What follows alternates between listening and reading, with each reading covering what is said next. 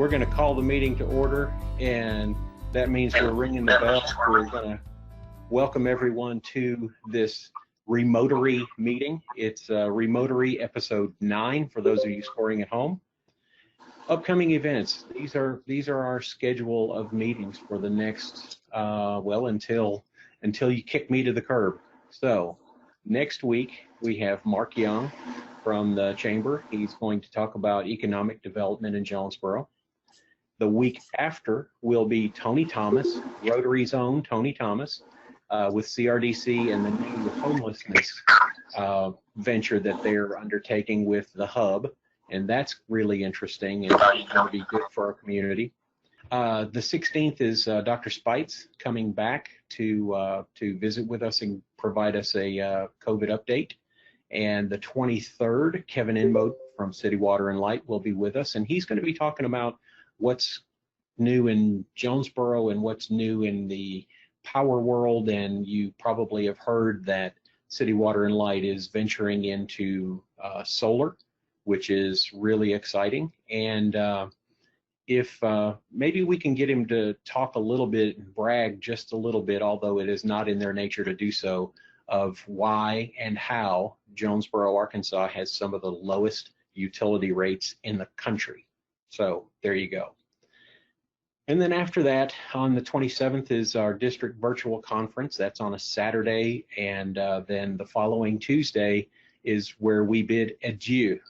It's our annual meeting and passing of the gavel. And as of right now, it's most likely going to be online. So there you go. Our program today, I am really excited to tell you that we have Danny Honnoll with us today, and Danny is the president of the Craighead County Historical Society. And I asked Danny if he would kind of continue our Memorial Day observance, and you probably heard that the celebration downtown was canceled, and we weren't able to do a lot of things that to honor our veterans like we should and like they deserve. So we asked Danny to come on and talk to us a little bit about the Doughboy statue that you probably don't think a lot about. You just pass it every day and you think, well, that's cool.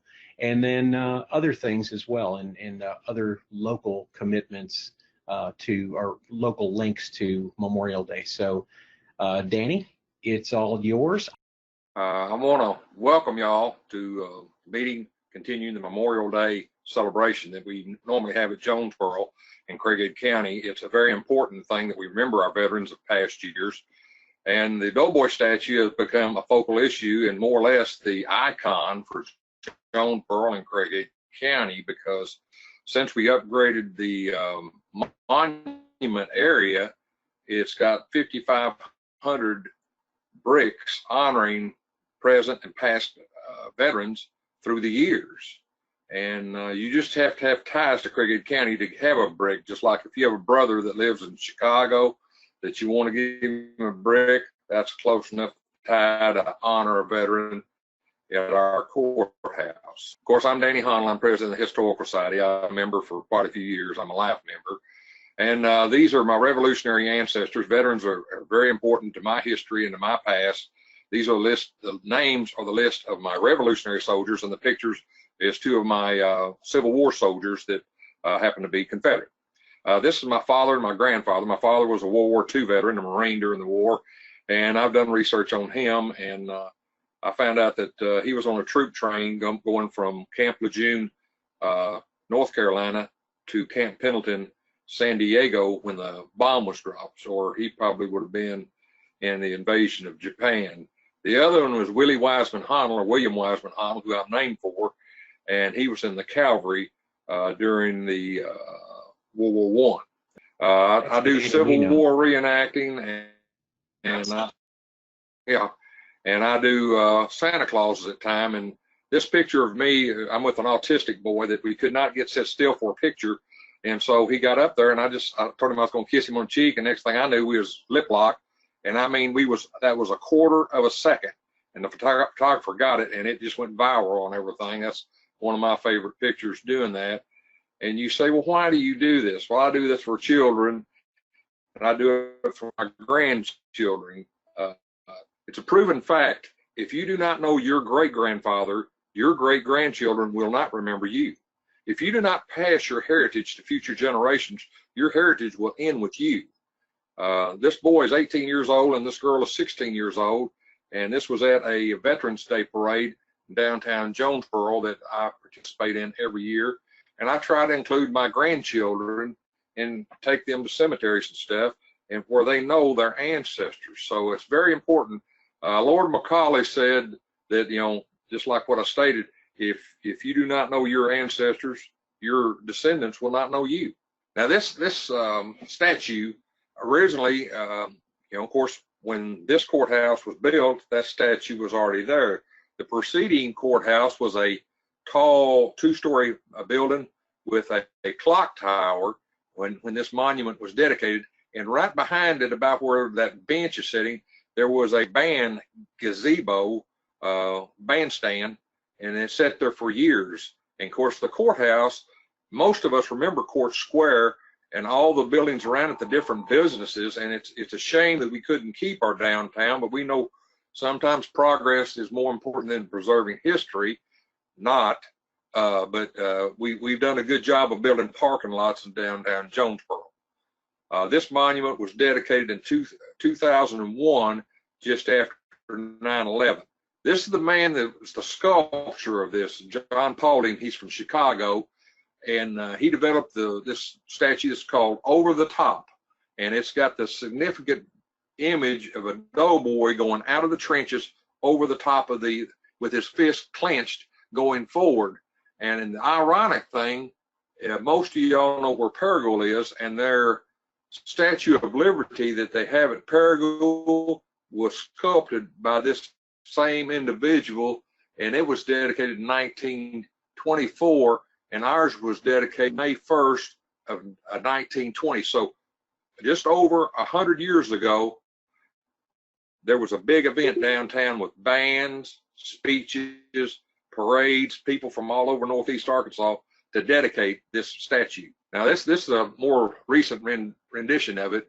As far as we know, it's one of the first in the country, and we're pretty sure the first one in the South to be dedicated. And it was a guy by the name of Robert Morris of Memphis is the one that helped construct the base and placement. The the statue itself cost about $6,000. The base cost about $1,600. So it cost about $10,000 to erect this fine monument. There's about 34 of these statues, just like this one. Some of them's got a little bit of modification. Some of them got a little bit of barbed wire around the bottom of it. But 34 have been placed in our country. And like I said, this is the focal point of our city. Now, these are the names of the individuals that got killed during World War I. 1,385 Craighead County citizens fought from Craighead County. Now, these are the names of the individuals that died. Now, there's stories with each one of these. One of the guys, Guy Spann, I almost pointed at the screen where you could see where his name is, but I don't guess I can do that. But Guy Spann, he worked at City Water and Light, and he was an engineer.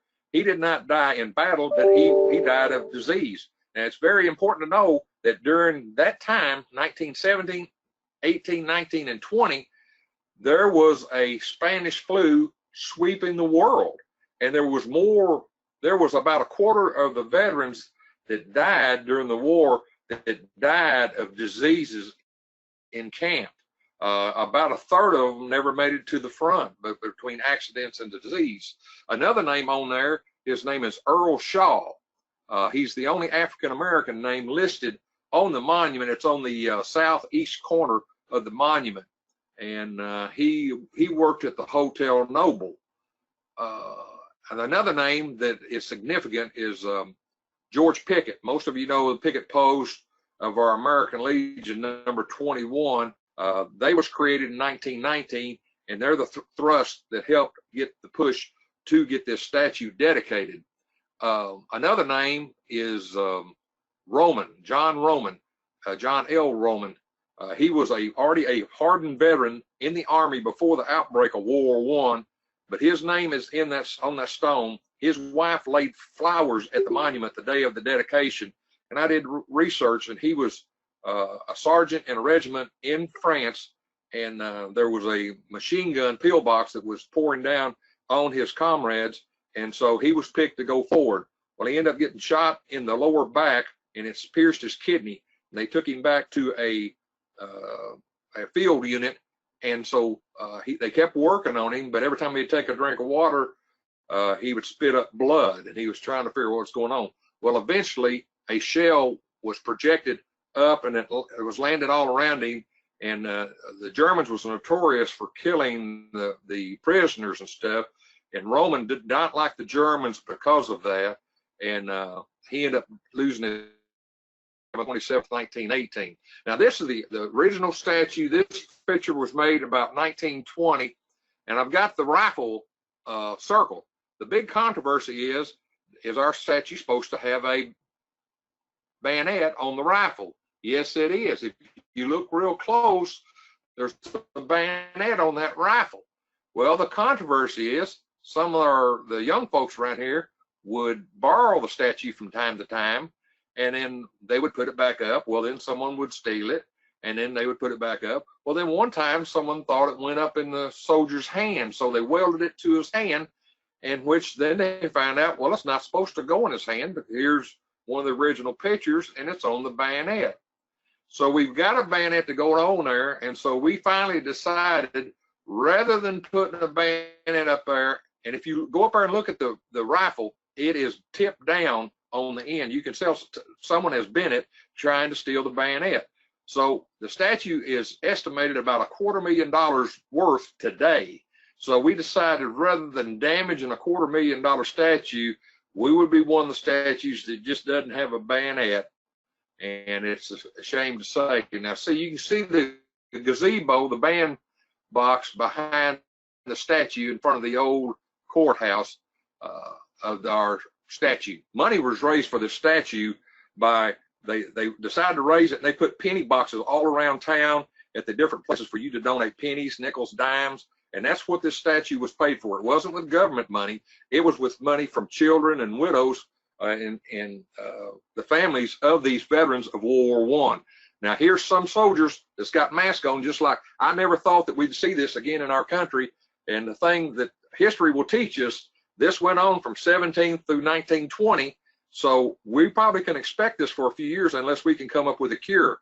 Now, the bottom left or the bottom right-hand corner of the picture there is the German soldiers with their gas mask on. They had what they call a sneezing bomb or blue shell that would land. Well, it was not toxic enough to kill you. It was not like the mustard gas that would burn you, but it would make you start sneezing. Well, if you're sneezing, you can't concentrate on firing your weapon and stuff.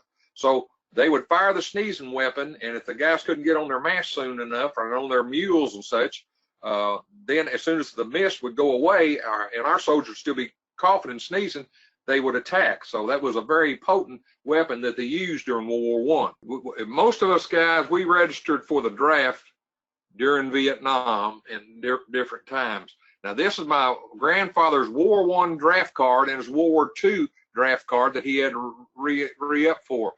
That's a picture of him on horseback. He was actually in the cavalry during World War I. It's got his height. It's got where he was born. It said he had ruddy complexion like myself, light hair, blue eyes like myself. And it also said what his occupation was, that he was married and had one child.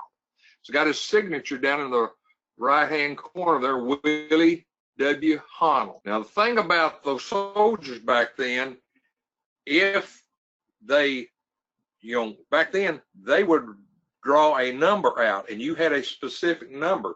You can go forward, Brian. And they would post it on the front page of the Jonesboro Sun that you was drafted. So everybody in the town and the county knew that you was fixing to go off in the service and everything. So, and my dad, he always talked about when he was growing up that they talked about the individuals that did not go into service. Now, this picture, it's got underneath the U in courthouse, or no, underneath the S, that's my grandfather. He was in front of that old courthouse, lined up with the other individuals fixing to go into service, and that's the front page of the Jonesboro Sun, 1917, stating that these men was drafted. The one to the right of it says, these men are going into service. So if you was around town or in the county after that, everybody knew you was a draft dodger and you was looked down very badly on. Go forward. I think his number was 495 or no 497. It's even got his number that he was given during the war. This picture, I think, if you go forward one, Brian. And that's another one in the Jonesboro Sun, and that's his cousin that says it's in yellow down there, James E.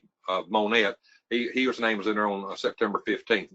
All right, now this is him is leaving, and that's him on horseback, and that old horse's name was Old Fiddler.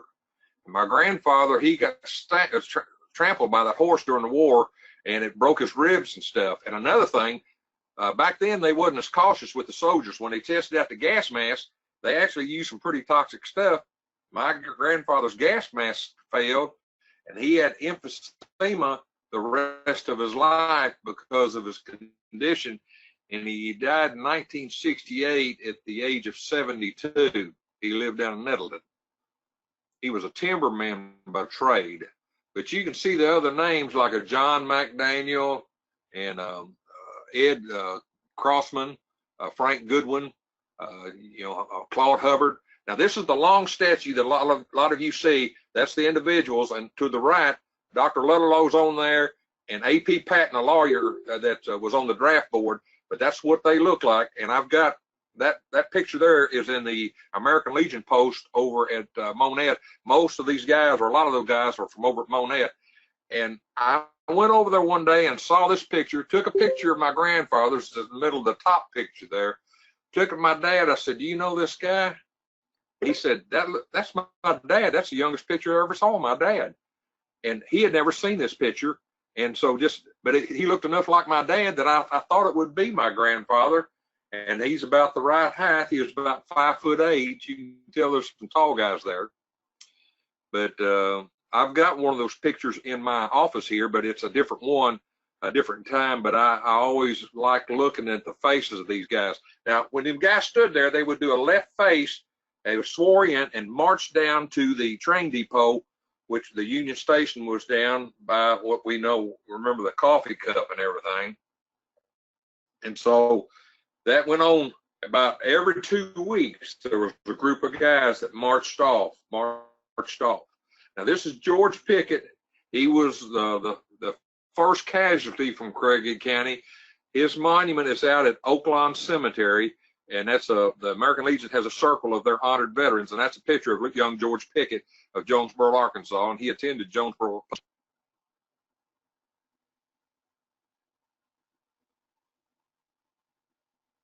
There was quite a few African Americans that was in the draft in World War I, and they went off into service, and they've got their tombstones out at the Knights of Pythias Cemetery. And you go out there, there's about 10 of them that's got World War I tombstones. This is Herman Davis from Manila, and you say, well, that's not Craighead County or Jonesboro. Well, this was the Sergeant Alvin York of Arkansas. He killed a lot of Germans and took a couple of machine pillboxes. The guy sitting in that chair looking so dapper, that is a guy by the name of Douglas MacArthur. That statue was made in Italy. And Douglas MacArthur was a colonel, and he escorted that statue to Manila, Arkansas to make sure it was delivered. So there's Douglas MacArthur, born in Little Rock, Arkansas, winner of or recipient, I don't like to use the word winner because it's not like a raffle. He was a recipient of the Medal of Honor. His father's the only father-son to win the Medal of Honor for this country.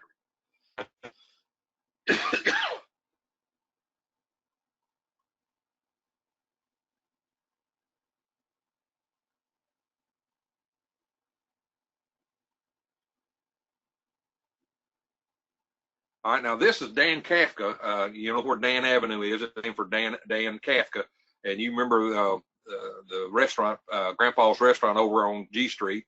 There's a lot of Kafkas around Jonesboro, Harold Kafka. And you say, well, why are you showing this man? This man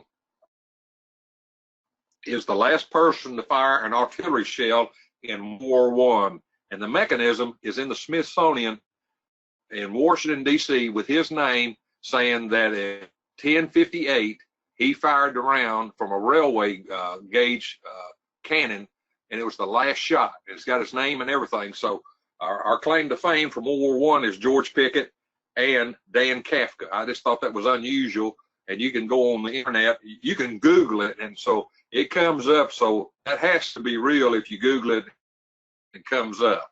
Now, one of my favorites is Blackjack Pershing. I've got a penny bank that's about 12 inches tall of a likeness of Blackjack Pershing. I always liked Blackjack Pershing, but the shame of it, you ask your children and grandchildren who this man is, they won't be able to tell you who he is. Our schools are letting us down. They are not teaching history to our kids. They're teaching social studies. They're teaching feel-good history. There's nothing feel-good about history. If you do not teach the true history, we're doomed to repeat it. And Blackjack Pershing was from Missouri, and there was just something about Blackjack. Now, this picture here, you say, well, why are you showing this picture? All right. These are three individuals. They're in the National Guard after World War I. And the one on the right, that is General Vaughn. The one in the middle is a guy by the name of John Snyder, Secretary of Treasury of Jonesboro, Arkansas. The guy to the left is a guy named Harry S. Truman.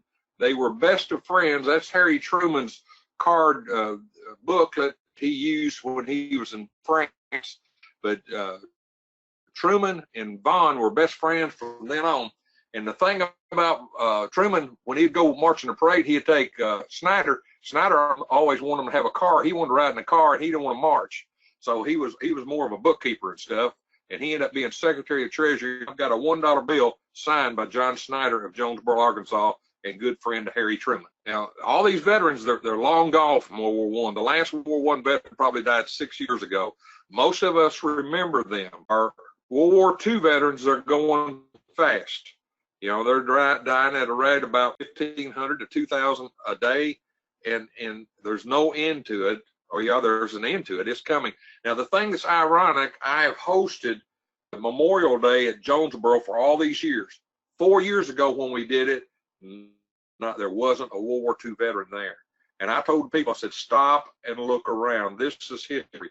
For us not to have a World War II veteran attend our Memorial Day service is a point that needs to be noted.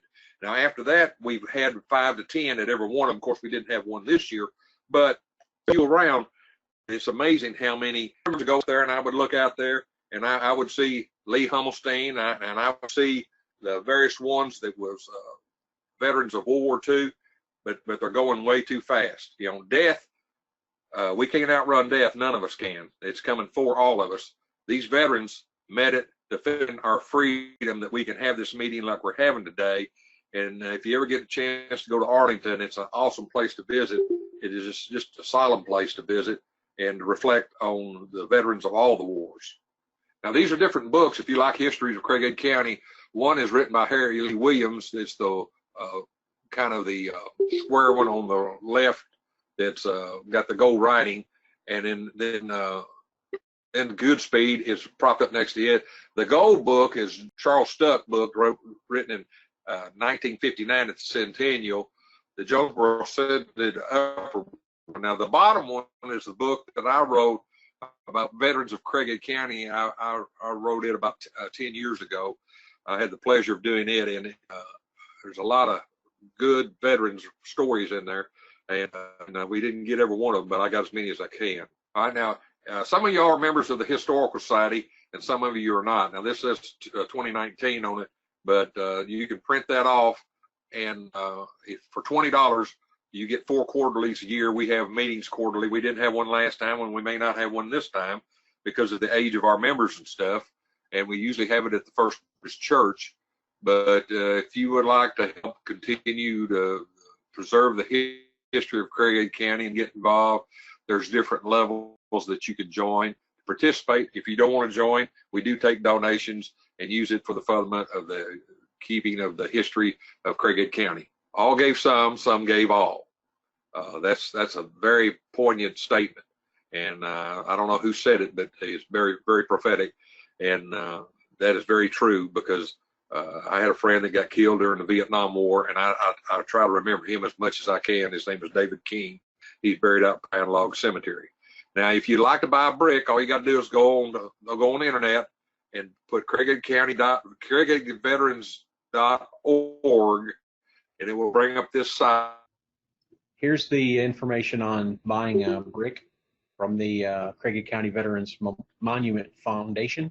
I can get these things printed in the bulletin, so you can take advantage of. Danny's back? Well, no? Okay, maybe not. All right, I'm unmuted. I was at the end, and you can sell my bricks, and I'll get off here. And I appreciate y'all's time. I enjoyed talking. Danny, thank you so much for being with us today, and thank you for your service to the county and to our history and keeping it alive. Thank you so much. We appreciate you. All right, you're welcome. Thank you. Bye. Okay, folks, next week at Remotary episode 10, it will be Mark Young's turn to tell us some of the things that are going on in Jonesboro, economic development wise. Things don't just shut down because we can't have meetings face to face. So there you go. We're going to do this again, and didn't know Danny was going to talk about Harry Truman, but here's our thought for the day. Our debt to the heroic men and valiant women in the service of our country can never be repaid. They've earned our undying gratitude.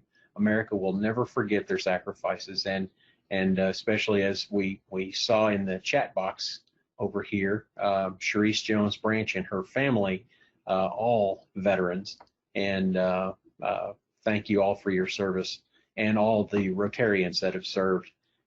We appreciate you.